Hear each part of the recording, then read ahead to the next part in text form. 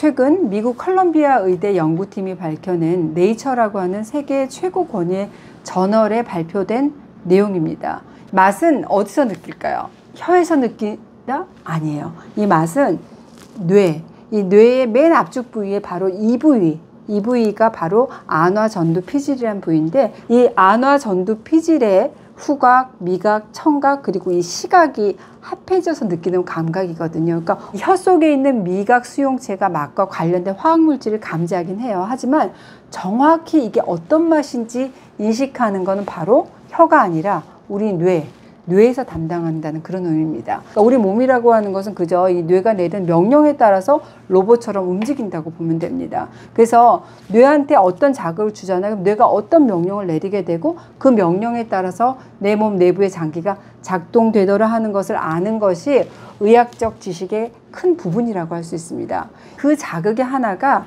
이 정기적인 자극을 뇌한테 전달하는 방법으로 바로 맛이라고 할 수 있습니다. 우리가 음식을 먹어요. 그럼 어떤 맛을 혀가 감지할 거 아니에요?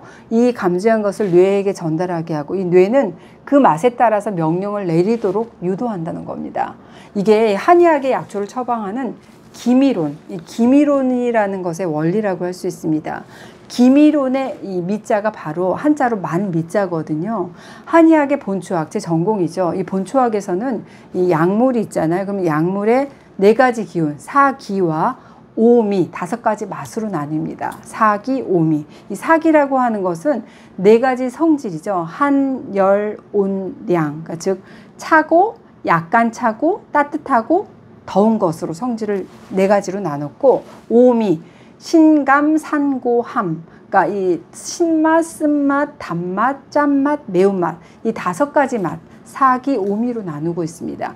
4가지 성질과 5가지 맛으로 구분을 하게 되면 4 곱하기 5니까 20, 결국 20가지 카테고리로 약물을 구분할 수 있는 거죠. 제가 앞서 말씀드린 것처럼 우리가 맛을 느끼는 게 혀가 아니라 바로 뇌였다는 거. 이 뇌라고 하는 것은 그 맛에 따라서 특정한 명령을 우리 몸에 내린다는 것이 최근에 이 뇌의 연구 결과로 증명이 속속되면서 약초를 오미, 그러니까 맛으로, 5가지 맛으로 구별한다는 것에 어떤 기미론의 경험 과학적인 의미가 부여되는 것이라고 할 수 있겠습니다. 한의학에서의 쓴맛, 이 고미, 쓸 고자를 쓰잖아요. 이것은 화에 속해요. 그러니까 심장을 보호하는 맛이라고 할 수 있습니다. 이 고미, 쓴맛을 먹잖아요. 그러면 상기된 기운이 아래로 쭉 내려가면서 진정되는 그런 작용을 하고, 내 몸속에 있는 불필요한 습기, 습독을 없애주는, 제거하는 그런 작용을 합니다. 이렇게 쓴맛이 내 몸에 미치는 긍정적인 영향, 크게 3가지로 짚어볼 수 있겠습니다. 첫 번째, 떨어진 기운을 끌어올려 줍니다. 왜 봄에 춘곤증 때문에 나른해지잖아요. 어떤 나물 먹어요? 다 먹는 것들이 취나물, 곰취, 쓴바귀, 고들빼기 다 맛이 한결같이 쌉싸름하죠. 이런 봄나물을 먹게 되면 어때요? 우린 기운이 나고 몸이 한결 가벼워지는 걸 느끼셨을 거예요. 이 봄나물 외에 또 다른 쓴맛이 뭐가 있을까요? 인삼, 홍삼을 들 수가 있습니다.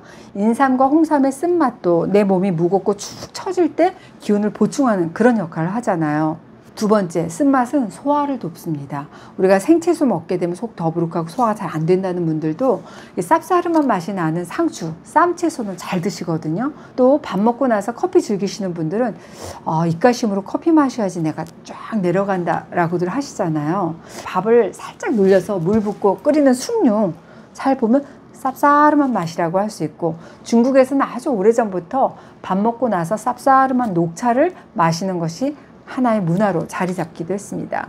이렇게 동서고금을 막론하고 식사 후에 약한 쓴맛의 음료를 즐기는 것은 소화를 돕기 위한 만국 공통의 요법이 아니었을까 싶습니다. 3번째, 약한 쓴맛은 내 몸에 불필요한 허열을 내려서 일단 머리를 맑게 합니다. 약한 쓴맛은 우리가 막 스트레스 받아서 교감신경이 항진됐을 때 마음을 안정시켜주는 역할을 해요. 이렇게 쓴맛은 떨어진 기운을 쫙 끌어올려주고 소화를 돕고 내 몸에 불필요한 열을 내려서 머리를 맑게 하는 이점 외에도 질병을 치료하는 데 큰 의미를 가지고 있습니다. 바로 소갈이라고 하죠. 당뇨. 이 당뇨에 처방을 할 때 주로 쓴맛을 내는 약제가 집중적으로 처방이 됩니다. 이 당뇨 치료에 쓴맛을 찾아낸 것은 다름 아닌 이 왕실 주치이죠. 어이들이었어요. 태조 이성계부터 세종대왕 많은 왕들 보면은 역사 기록에 보면 소갈병이라고 불렸던 당뇨에 시달렸다는 기록이 있거든요. 이 왕을 치료하기 위해서 어이들이 다양한 연구를 한 결과 쓴맛을 내는 약재들이 당뇨에 효과가 있다는 걸 발견한 겁니다. 이렇게 쓴맛이 당뇨 치료에 도움이 될 수 있다는 내용은 과학적인 실험으로도 그 가능성이 확인된 바가 있어요.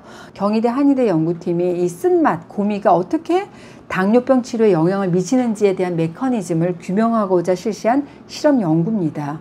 이 결과를 보면 쓴맛으로 소장에 존재하는 장 내분비 세포를 자극하게 되면 GLP-1 호르몬 분비를 유도해서 식욕 억제하고 이 췌장의 인슐린 분비를 촉진해서 당뇨 증상을 효과적으로 개선할 수 있다는 사실을 확인할 수 있었습니다. 한약 처방의 약재 조합뿐만 아니라 이 쓴맛 자체만으로도 식욕을 억제하고 인슐린 분비를 촉진하는 GLP-1 호르몬 분비 유도에 도움이 될 수 있다는 건데요. 물론 이 분야의 연구는 아직 진행해야 될 부분이 많고 그 가능성을 확인했다는 정도만 생각하시면 됩니다. 마지막으로 이 쓴맛을 주의해야 되는 경우도 알려드리겠습니다. 왜? 난 아무것도 안 먹었는데 입이 너무 써요. 평소에 입에서 쓴맛이 막 느껴져요. 이런 분들 계시거든요. 이거는 건강의 주의 신호라고 할 수 있습니다. 보면은 자주 입이 쓰다 이렇게 말씀하시는 환자분들 보면은 주로 화병 있는 분들, 그다음에 너무 과로하고 허열이 떠서 내 몸에 진 빠졌다, 진액이 마른 상태인 경우가 많습니다. 몸과 마음의 스트레스, 이걸 우리가 한의학에서는 화다라고 표현을 하거든요.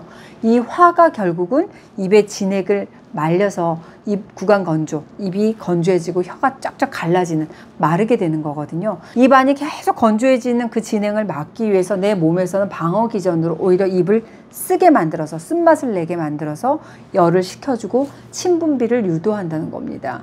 이걸 현대과학의 관점에서 설명을 해볼게요. 우리 침에는 당, 단백질 성분이죠. 면역글로불린 세포들이 우리가 스트레스 받거나 피곤할 때는 그 분비가 줄어들게 돼요. 그래서 해독 능력이 떨어지기 때문에 유독 쓴맛에 예민해지는 거라고 할 수 있습니다. 결국 침 분비를 유도하기 위한 거잖아요. 이치는 같은 거라고 할 수 있습니다. 이렇게 내 입에서 쓴맛이 날 때는 어때요? 물을 충분히 마시고 몸과 마음, 화를 좀 내려주고 휴식을 가질 타이밍이구나 생각하시는 것도 좋겠습니다. 제가 오늘은 좋은 약이 왜 입에 쓴가, 이 쓴맛의 비밀에 대해서 알려드렸습니다. 제가 여러 가지 레시피로도 많이 소개해 드릴게요.